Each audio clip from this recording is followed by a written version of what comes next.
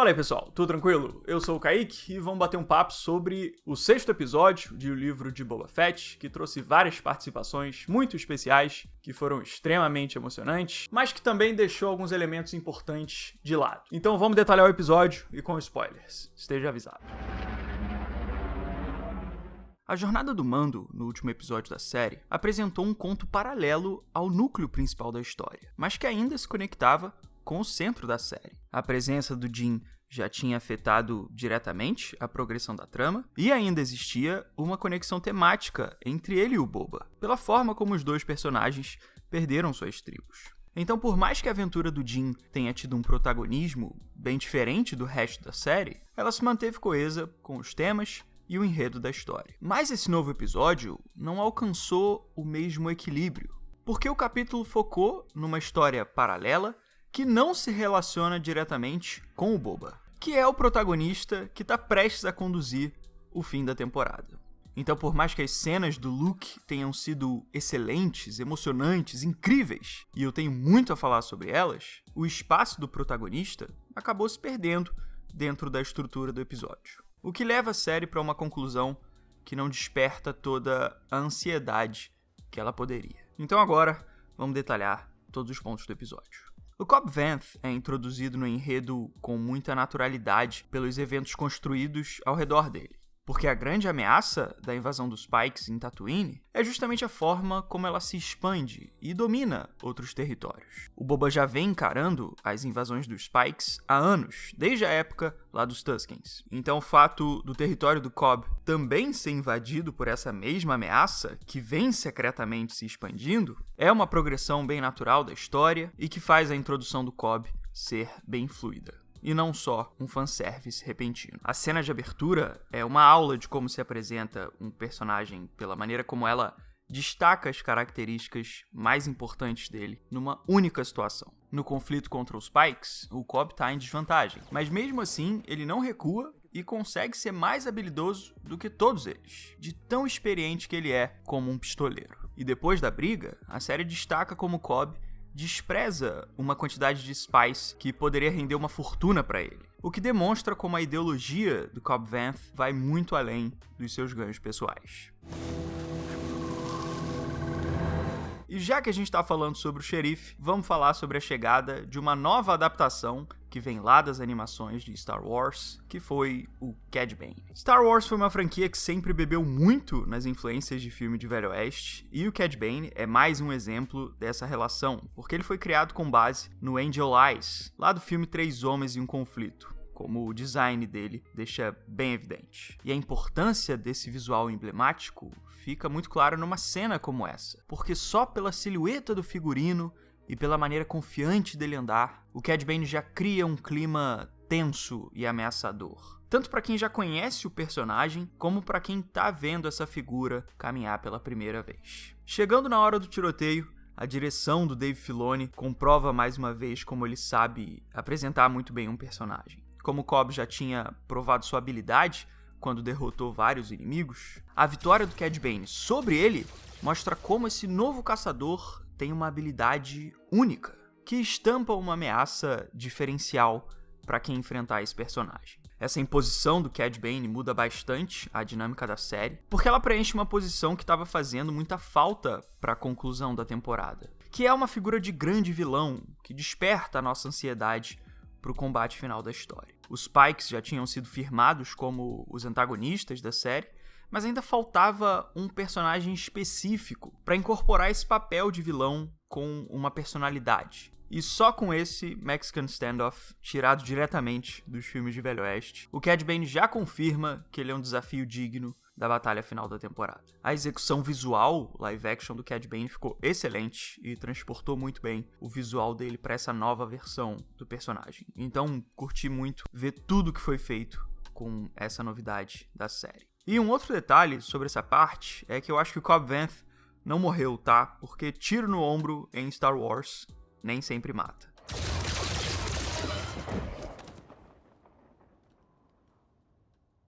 Agora vamos falar sobre a parte do episódio que atingiu bem em cheio algumas das minhas emoções mais profundas em relação a tudo que o universo de Star Wars pode oferecer. O Jin fica super confuso quando chega nesse novo planeta, e a forma como o R2 tira onda com a cara dele foi um momento muito clássico da ironia tão característica do R2. Don't shut off. Wake up. Sobre a construção do templo, ainda não foi definido com total certeza se esse é o mesmo templo onde aconteceu a futura queda do Ben Solo. Mas essa parece ser a indicação feita na cena, porque o padrão da construção é o mesmo que apareceria no futuro templo do Luke, e o tipo do planeta, baseado numa vegetação bem verde, também é semelhante nos dois casos. O terreno realmente não é totalmente igual, mas essas pequenas diferenças podem ser só diferentes interpretações de arte ou até mudanças que se expliquem com o passar do tempo.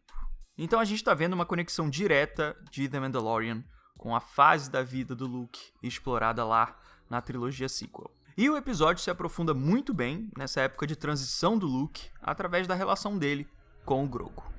Antes de qualquer coisa, quero dizer que gostei muito do visual do Luke, que ficou ainda melhor do que tinha sido feito lá em The Mandalorian, o que permitiu que ele entregasse ainda mais emoção nas suas cenas. Agora vamos lá. Na cena do treino do sapo, foi muito interessante ver o simbolismo usado com os poderes da força, porque o Grogu desvirtua a sessão de treino para usar os poderes dele em benefício próprio, para comer um sapinho daqueles que ele tanto gosta. E a maneira como o Luke responde, levitando dezenas de sapos ao mesmo tempo, oferece uma mensagem muito importante para o Grogu, que é o jeito como a força pode ser usada para que ele conquiste muito mais daquilo que ele busca. Só que os Jedi têm que abrir mão desses ganhos pessoais, por mais que eles tenham o poder de conquistar esses ganhos. E é por isso que o Luke exibe esse poder, conquistando tudo que o Grogu queria, mas deixa tudo embora, que é o que um Jedi tem que estar preparado para fazer.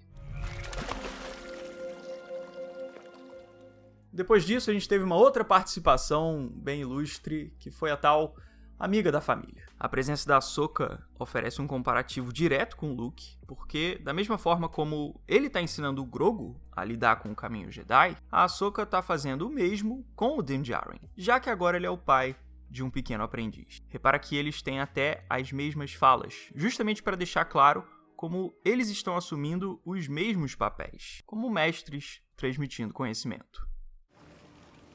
Let us take a walk. All right, let's go for a walk.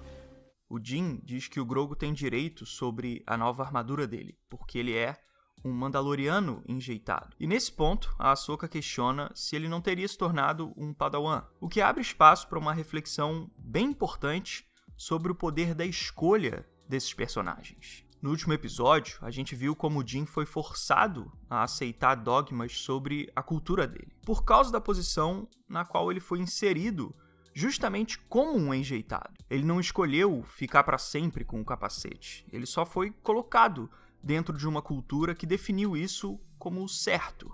E esse dogma vem ferrando a vida do Din até hoje, como a gente viu no último episódio, quando ele foi expulso e se frustrou.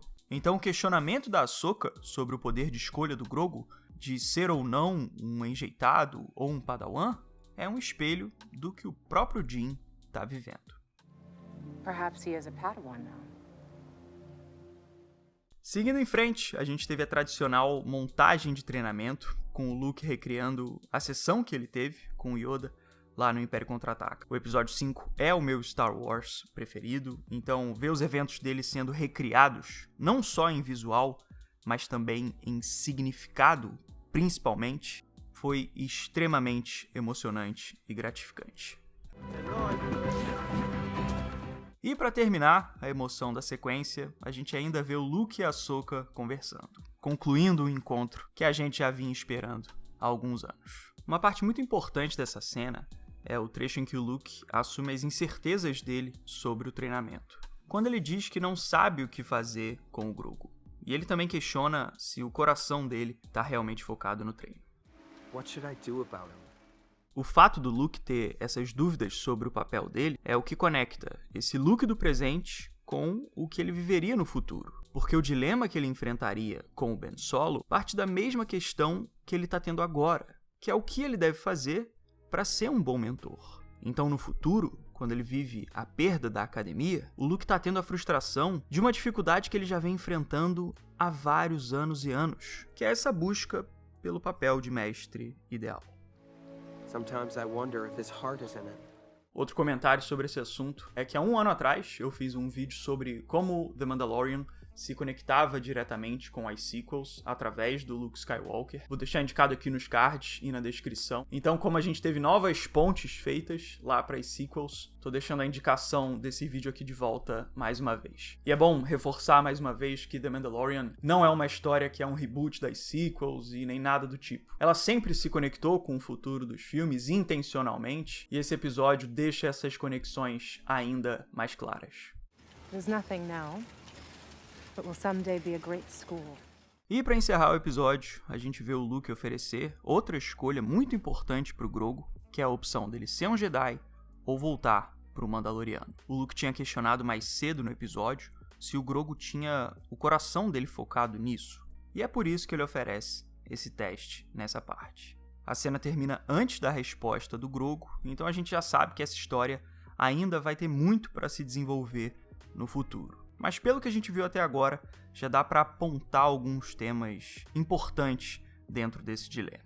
Como a gente viu no último episódio, o Din foi expulso da tribo mandaloriana dele. E por isso que ele está vivendo uma busca por uma nova identidade. E como o Grogu está frente a esse mesmo dilema de escolher a sua identidade, eu acredito que o futuro pode fazer os dois personagens encontrarem suas duas identidades juntos, fora desses caminhos com dogmas tão fechados assim. A gente viu nesse episódio que o Grogu já conseguiu desenvolver várias habilidades da força, então ele já tem aquela semente do que é necessário para que ele aprenda cada vez mais sobre ela, assim como o próprio Luke fez quando ele também treinou sozinho para se aprimorar. Saber. Um outro detalhe sobre essa parte, dessa vez em relação às conexões dela com o universo de Star Wars, é que ela pode parecer um pouco inconsistente com o cânone por causa da presença do sabre do Yoda. Pelo seguinte motivo. Acontece que numa das séries de quadrinhos do Darth Vader, que se passa logo depois do episódio 3, vários anos antes dessa série do Boba Fett, o sabre do Yoda aparece sendo destruído como um símbolo do fim recente da República. Então o fato do Luke ter um sabre do Yoda no futuro pode ficar meio estranho, porque a gente viu um sabre igual a esse sendo destruído lá no passado. Mas existe uma explicação bem simples para isso tudo. Como o próprio autor dessa história do Vader e os membros do grupo de história da Lucasfilm já disseram, é bem provável que um Jedi de 900 anos como Yoda tenha tido mais de um único sabre. E além disso, vários anos antes dessa série do Boba Fett ser lançada, o próprio cânone já tinha mostrado que o Yoda tinha outros sabres em posse dele, mesmo depois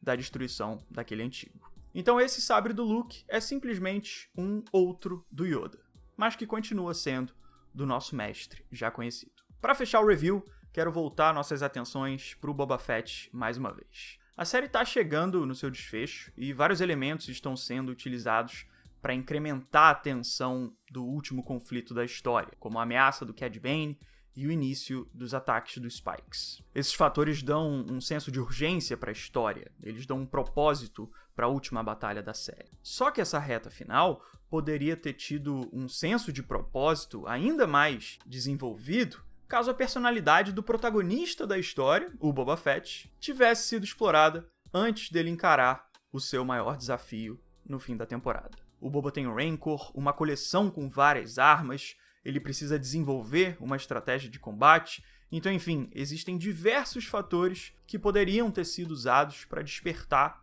a nossa empolgação de ver ele, o protagonista, entrar em ação mais uma vez. Lembra no final da segunda temporada de The Mandalorian, quando o Din mandou uma mensagem para o Moff Gideon dizendo que ele ia lá salvar o Grogu? Então, essa cena despertou tensão, deu propósito, fez a gente querer ver o protagonista partir para cima no grande finale da história. Então minha crítica ao episódio não é em relação à presença do Luke ou do Grogu, que foram adições excelentes para esse episódio e para a série como um todo. Se existe um problema, foi o fato do Boba não ter sido tão bem aproveitado. E o episódio poderia facilmente ter tido alguns minutos a mais para explorar o propósito do seu protagonista antes dessa batalha final. Então, galera, esse foi o meu review desse episódio extremamente emocionante de O Livro de Boba Fett. Quando saiu o último capítulo, que foi super diferente, eu ainda mantive minha opinião que o segundo episódio tinha sido meu preferido da série inteira, porque ele realmente tinha sido até então. Mas agora, com Luke Skywalker, com esse treinamento super significativo, expressivo, realmente foi inevitável pra mim colocar esse sexto episódio